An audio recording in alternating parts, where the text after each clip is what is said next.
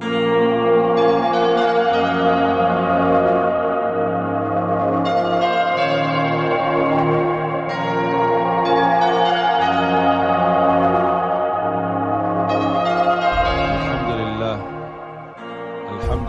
Rabbil Alamin.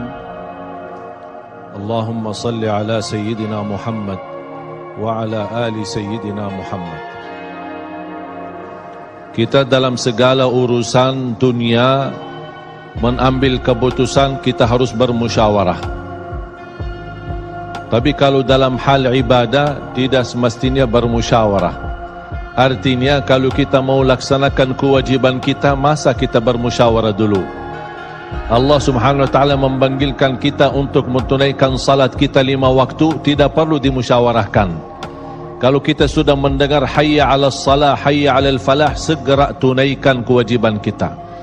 Kalau kita perhatikan dalam Al-Quran, banyak ayat-ayat yang Allah Subhanahu wa ta'ala ikatkan salat dengan zakat, atau bahasa lain salat dengan infak, sebagaimana firman Allah Subhanahu wa ta'ala di suratul Baqarah, dan saya yakin semuanya hafal. A'udzu billahi minasyaitonir rajim. Bismillahirrahmanirrahim. Alif lam mim. Dzalikal kitabu la raiba fihi hudan lil muttaqin. Alkitab ini petunjuk bagi siapa? Bagi muttaqin. Dan Allah menjelaskan sifat-sifat mereka. Kalau kita ingin meniru mereka, ingin bergabung bersama mereka, ingin menjadi seperti mereka, ikutilah penjelasan Al-Quran. Siapa sih al-muttaqin ini? Allah Subhanahu wa ta'ala sebutkan, alladzina yu'minuna bil ghaibi wa yuqimuna as-salata wa mimma razaqnahum yunfiqun. Mereka adalah yang beriman tentang ghaib.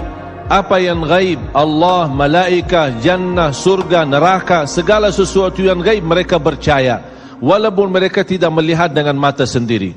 Dan sifat mereka alladzina yuqimuna as-salah. Beda artinya yuqimuna as-salah sama yusallun. Ada orang hanya kerjakan salat, tapi ada orang mendirikan salat. Ada 2 orang salat di saf pertama, sama-sama ruku', sama-sama sujud, sama-sama membaca Al-Quran, tetapi satu diterima oleh Allah, satu tidak diterima oleh Allah. Apa persoalannya? Karena satu menghadap Allah dengan hatinya, dan satu hanya menghadap Allah dengan fisik badannya.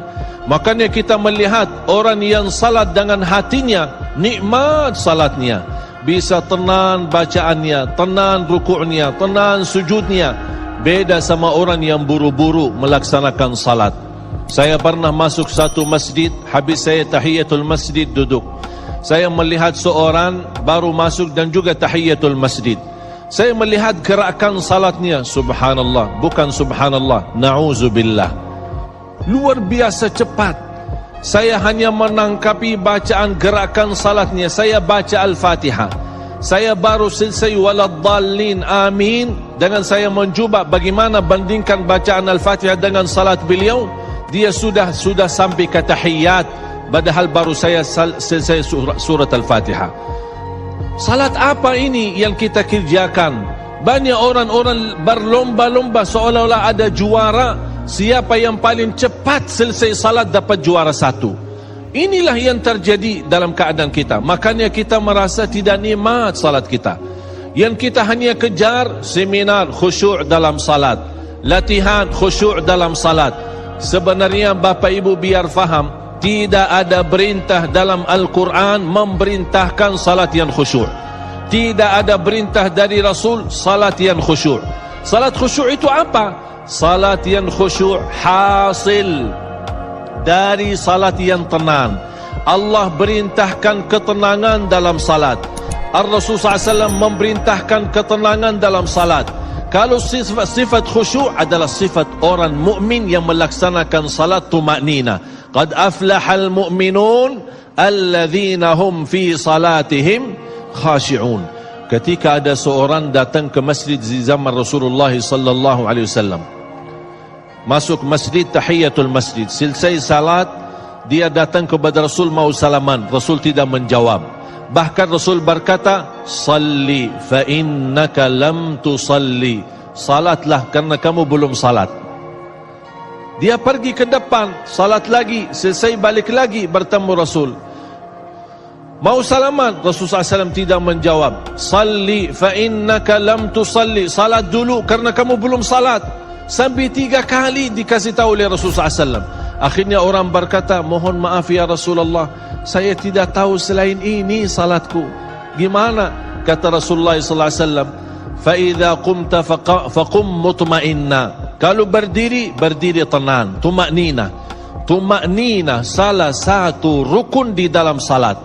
Tidak sah salat seorang tanpa Al-Fatihah, betul? Sama tidak sah salat seorang tanpa tumaknina. Baca tenang, rukuk yang tenang, sujud yang tenang, wallahi akan terasa nikmat. Dari hasil ketenangan dan upaya dan ikhtiar kita akan muncullah rasa khusyuk. Karena khusyuk bukan sesuatu yang datang dari luar, tapi khusyuk sudah ada di dalam hati. Tinggal bagaimana cara dikelola, bagaimana bisa dikembangkan cara salat yang tenang.